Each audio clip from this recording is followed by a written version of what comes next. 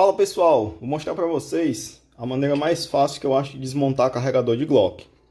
Eu vou pegar um saca-pino, mais ou menos no mesmo diâmetro desse furo, vou introduzir ele no furo aqui, ó, e vou fazer uma pequena alavanca. Pronto, eu já consegui vencer a trava que tem aqui na lateral.